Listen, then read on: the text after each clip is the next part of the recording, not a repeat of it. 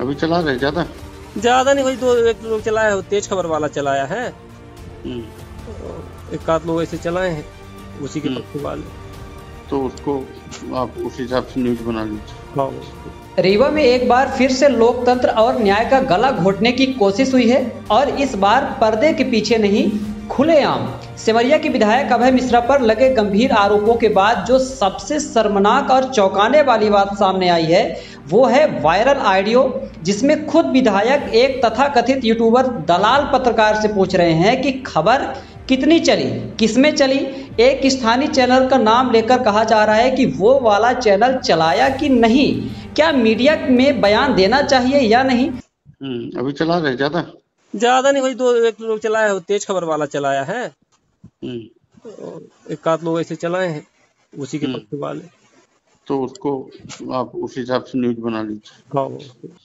इसमें देना चाहिए जवाब कि नहीं देना चाहिए? जवाब तो उसकी केपी से हम तो दूसरे ढंग से देंगे जवाब, जैसे कि केपी के साथ उसकी फोटो वोटो भी आई है, है पलटवार करने के लिए कि इनको बदनाम करो, शामिल हो गए ये दोनों मामले को लेके। मतलब अपना नुकसान ना हो, बाकी अभी चलाने के लिए तो अपन जब चला दें तो सबके बराबर हो जाएगा इनका जो चला रहे हैं लोग। वायरल ऑडियो सुनकर ऐसा लगता है विधायक नहीं दलाल यूट्यूबर की कठपुतली हैं।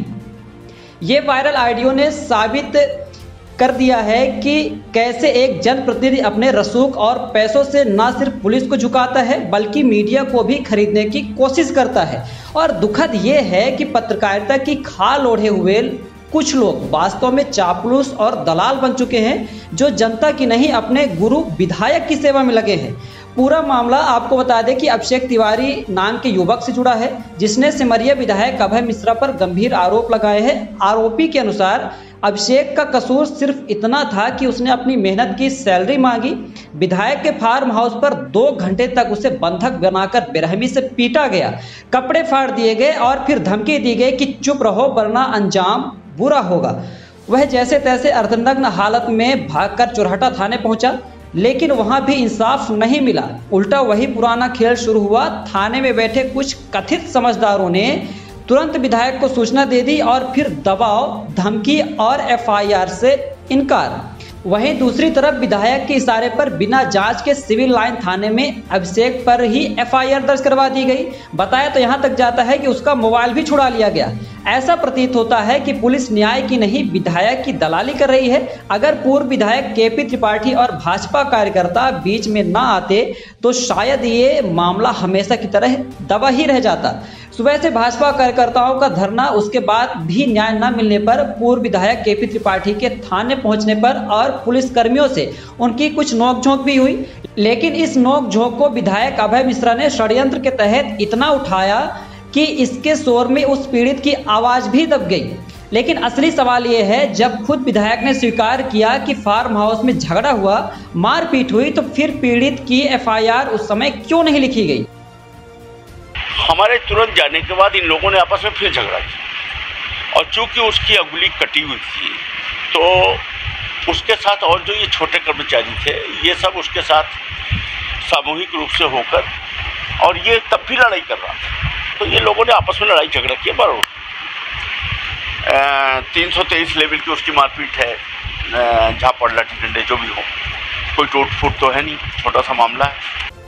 अगर समय से पुलिस द्वारा शिकायत दर्ज कर एफआईआर लिख ली जाती और उससे धोखे से कागज में साइन न करवाया जाता तो पूर्व विधायक को ऐसे बात करने की जरूरत ही न पड़ती। सूत्र बताते हैं कि इस पूरे मामले में दलाल यूट्यूबर तथा कथित पत्रकार की भूमिका भी संदेह के घेरे में है। वायरल ऑडियो में विधायक उससे पूछते हैं कि खबर कितनी चली है और राय लेते हैं कि मीडिया में बयान देना चाहिए या नहीं। अभी चला रहे ज्यादा नहीं, वही दो एक लोग चलाया है, तेज खबर वाला चलाया है। एक आध लोग ऐसे चलाए हैं उसी के पक्ष वाले, तो उसको आप उस हिसाब से न्यूज बना लीजिए। इसमें देना चाहिए जवाब कि नहीं देना चाहिए? जवाब तो उसकी केपी से हम तो दूसरे ढंग से देंगे जवाब, जैसे कि केपी के साथ उसकी फोटो वोटो भी आई है, है पलटवार करने के लिए कि इनको बदनाम करो, शामिल हो गए ये दोनों मामले को लेके। मतलब अपना नुकसान ना हो, बाकी अभी चलाने के लिए तो अपन जब चला दें तो सबके बराबर हो जाएगा इनका जो चला रहे हैं लोग। इस आईडियो ने पत्रकारिता को शर्मसार कर दिया है। क्या यही है वो पत्रकारिता जिसमें जनप्रतिनिधि के अपराधों को ढकने के लिए चैनलों पर चुप्पी साध ली जाती है? अब सवाल रीवा की जनता से है, क्या आप ऐसे जनप्रतिनिधि को स्वीकार करेंगे जो न केवल मारपीट करता है बल्कि पुलिस और मीडिया को भी अपने इशारों पर नचाता है? तमाम ऐसी जन चर्चाएं चौक चौराहों पर होने लगी हैं। क्या इस तानाशाही को और सहा जाएगा? ये सिर्फ अभिषेक तिवारी का मामला नहीं, ये हर उस गरीब मजदूर नौजवान की आवाज है जिसे इंसाफ की तलाश में विधायक के दरवाजे से लेकर थाने तक अपमानित होना पड़ता है और कुछ दलाल यूट्यूबर अपने चैनल में उस कराहती हुई आवाज को जगह तक नहीं देते। जगह दी जाती तो सिर्फ विधायक की सफाई की, विधायक की, लेकिन एक बात तो तय है, अब आवाज दबेगी नहीं। जनता अब पूछेगी, क्या विधायक कानून से ऊपर है? क्या पुलिस सिर्फ रसूखदारों की है? और क्या पत्रकारिता अब सिर्फ दलाली का नया नाम बन चुकी है?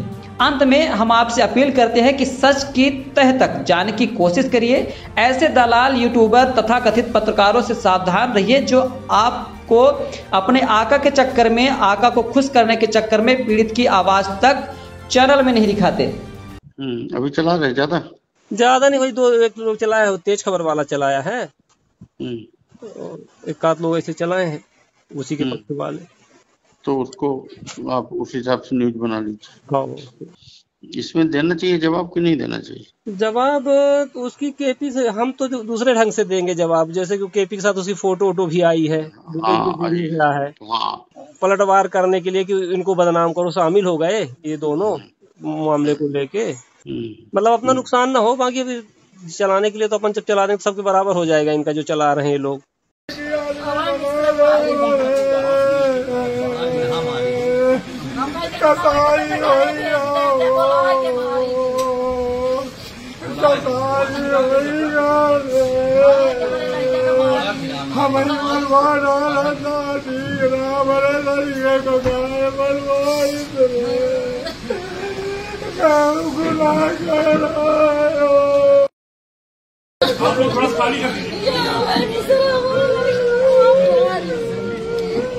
कुमार भाई सी